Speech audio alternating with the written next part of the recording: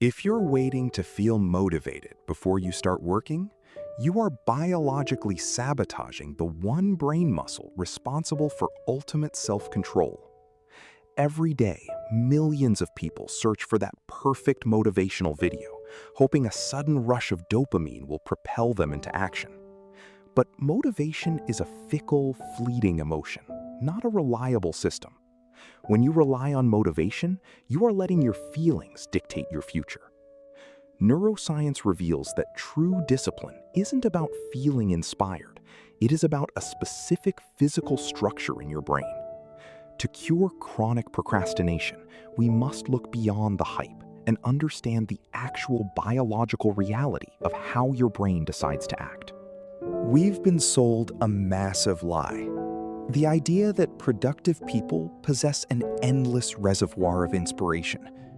In reality, relying on inspiration is a biological trap. When you wait for the spark, your brain's survival mechanism seeks comfort over effort. Your ancient brain is wired to conserve energy, translating hard work into perceived pain.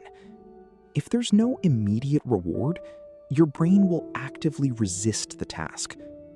To build lasting discipline, you must stop waiting for the chemical high of motivation and learn how to override your brain's default setting of seeking immediate comfort.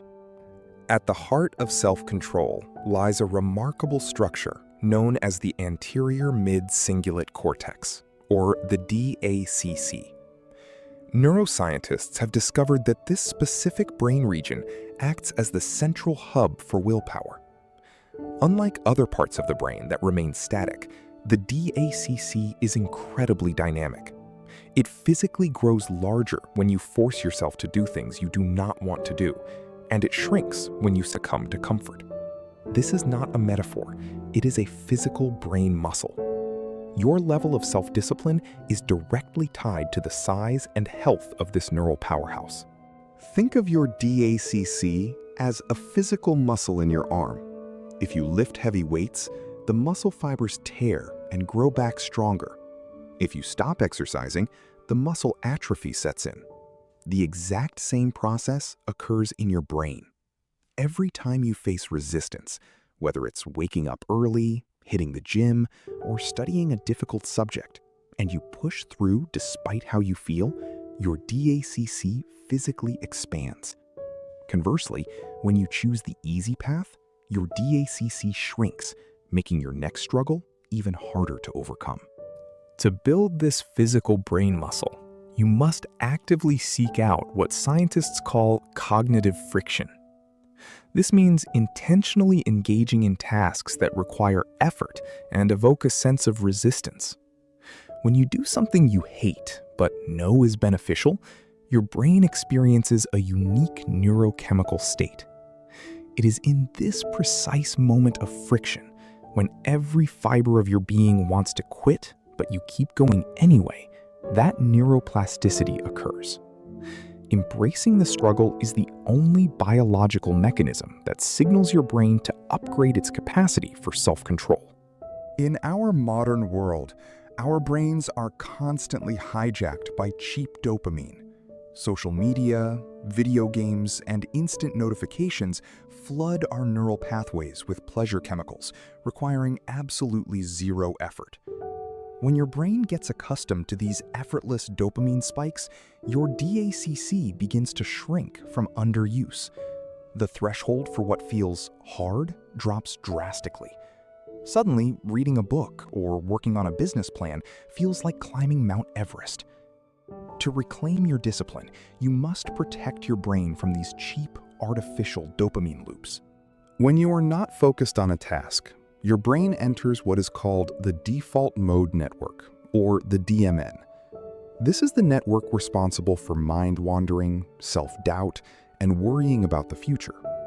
Left unchecked, the DMN is where procrastination thrives, spinning endless excuses of why you should start tomorrow instead of today. By strengthening your DACC, you gain the ability to actively shut down the DMN, shifting your focus from passive overthinking to active, deliberate execution. The beauty of the human brain lies in neuroplasticity, the ability to physically reorganize itself based on behavior. Your brain is not fixed, it is highly malleable. When you practice self-discipline consistently, you are rewiring your neural circuitry. The pathways associated with focus and effort become thicker and more efficient, while the pathways of procrastination wither away. Over time, what once felt like an agonizing struggle becomes your natural state of being. You literally become a person who naturally executes hard tasks. You do not need to overhaul your entire life overnight to build a strong DACC. In fact, doing so often leads to burnout. Instead, focus on the micro-choice principle. These are the tiny, seemingly insignificant choices you make throughout the day. Choosing to drink water instead of soda, making your bed the moment you wake up, or reading just 5 pages of a book. Each of these micro-choices is a small repetition for your brain's discipline muscle. Accumulate enough of these repetitions, and your overall capacity for self-control will skyrocket. No amount of willpower can save you if your biological foundation is broken. Sleep deprivation directly compromises your prefrontal cortex and DACC, leaving you emotionally volatile and highly susceptible to impulsive behaviors. When you are tired, your brain lacks the energy required to override your primitive desires for comfort. Prioritizing deep, restorative sleep is not a luxury. It is a fundamental biological requirement for mental strength. A well-rested brain is your primary weapon against chronic procrastination. Working in tandem with your DACC is the prefrontal cortex, the seat of logical reasoning and long-term planning. This brain region acts as a shield, protecting your goals from short-term temptations. When you feel the urge to check your phone or quit early, your prefrontal cortex analyzes the long-term consequences of that choice. By consciously slowing your breathing and pausing before you react, you allow this logical shield to override the emotional distress signals sent by your amygdala.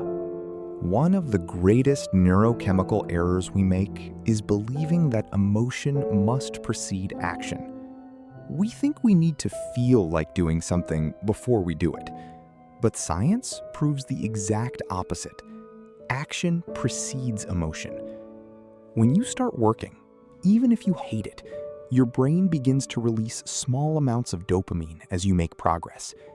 This progress-driven dopamine fuels your motivation, making the task easier as you go.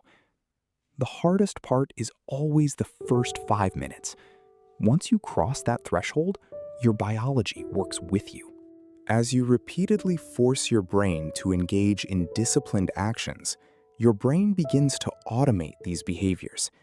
It shifts the burden of effort from the energy-hungry prefrontal cortex to the basal ganglia, the region responsible for automatic habits.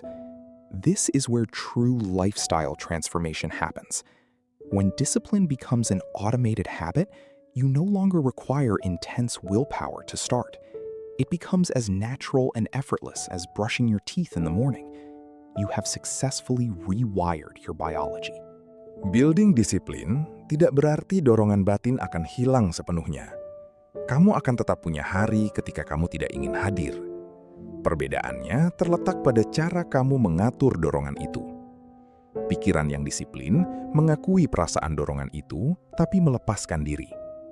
Kamu mengamati pikiran, "Aku tidak ingin melakukan ini," sebagai awan lewat saja, bukan kebenaran mutlak.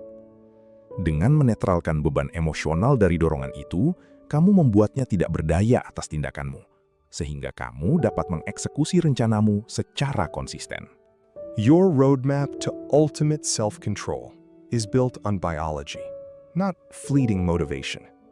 Stop waiting for the perfect feeling. Embrace cognitive friction. Seek out hard tasks to grow your DACC. Protect your focus from cheap dopamine, and trust the process of neuroplasticity. The power to change your life is not a mystery.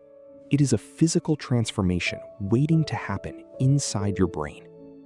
Take control of your biology.